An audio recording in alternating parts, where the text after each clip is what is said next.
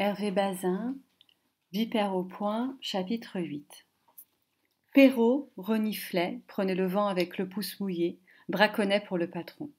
Le père Trubel, martial, mais désarmé, avait retroussé sa soutane.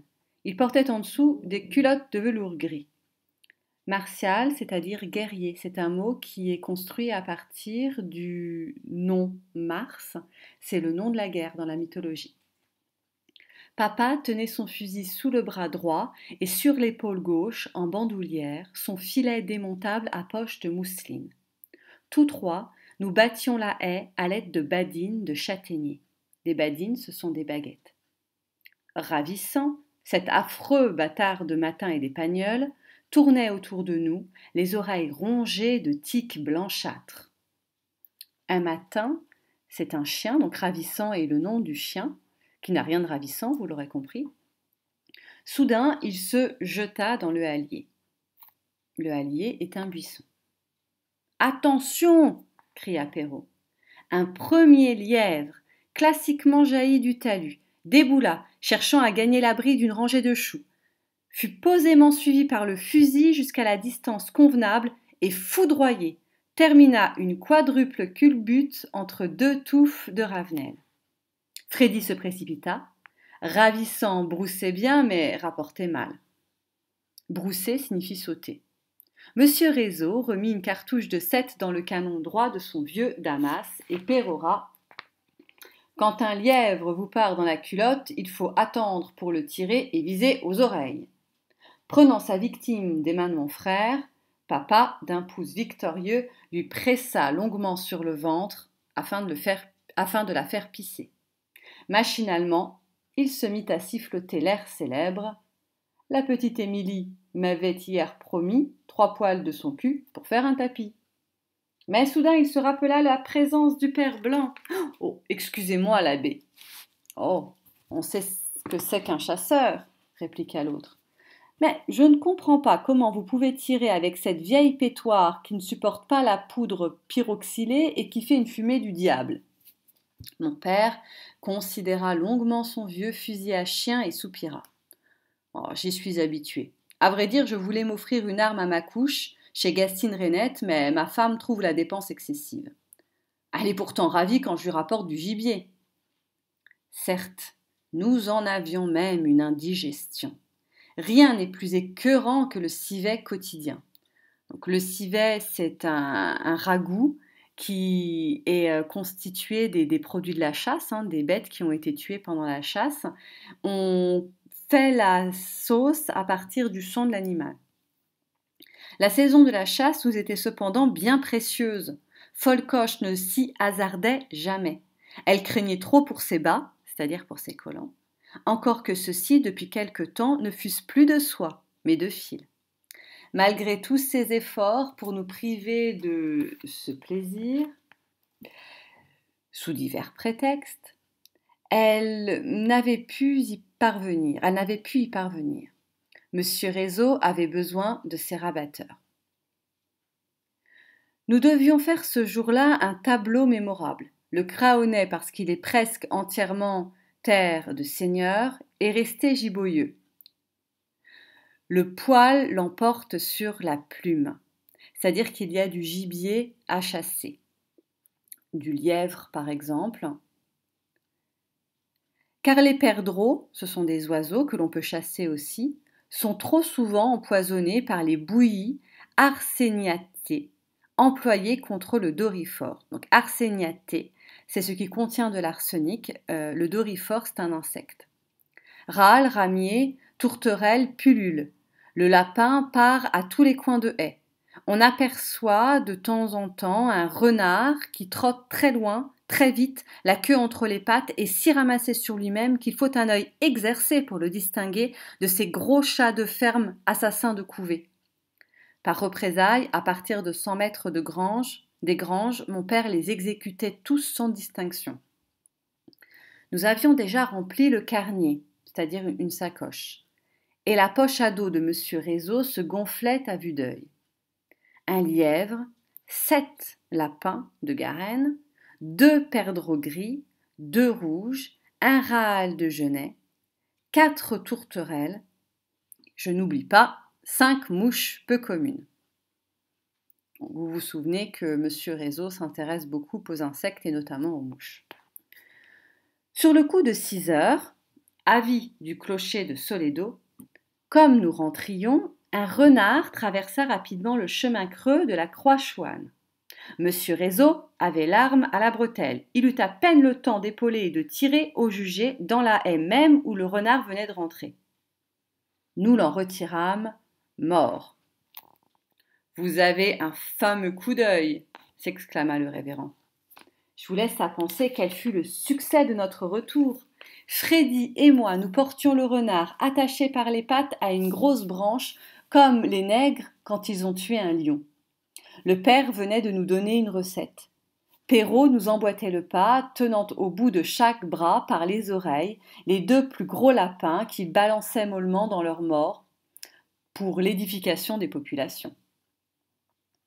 Pour l'édification des populations, c'est-à-dire pour informer les gens qu'ils croiseraient. Ils sont très très fiers de leur prise. Et ils les montrent. Mon père fermait la marche, arborant cette négligence d'allure propre aux triomphateurs. Sa culotte à choux, large et fendue comme les pantalons des dames du temps jadis, commençait à le quitter et sa cartouchière desserrée brinque-ballait sur son ventre. Donc il joue au triomphateur, mais vous voyez que par son accoutrement, il a l'air plutôt ridicule. Il sifflotait le reste de son air favori. Le poil est tombé, le tapis est touffu, la petite Émilie n'a plus de poil au cul. C'est dans cet équipage que nous atteignîmes la belle Angerie, après avoir fait 4 signes de croix, le premier en passant devant le calvaire, le second devant Saint-Joseph du Grand Chêne, le troisième devant Saint-Aventurin du Puy-Philippe, le dernier en contournant la chapelle.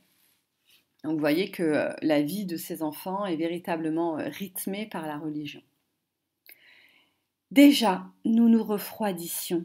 L'enthousiasme tomba tout à fait lorsque nous aperçûmes, au bas du perron, Madame Réseau, raide, empalée sur son indignation. « Vous n'avez pas entendu la cloche ?» ?»« Quelle cloche ?» répondit innocemment mon père. Madame Réseau haussa les épaules. « Il n'y a qu'une cloche dans le pays, la nôtre. »« Voilà 3 fois que je fais sonner à toute volée. Le comte de Soledo est venu vous voir. Vous savez pourquoi ? Il s'agit de ce poste de conseiller qui vous revient de droit. »« Mais je n'en veux pas, » cria monsieur Réseau. « Vous savez bien, vous aussi, que je n'en veux pas. »« Ceci est une autre question.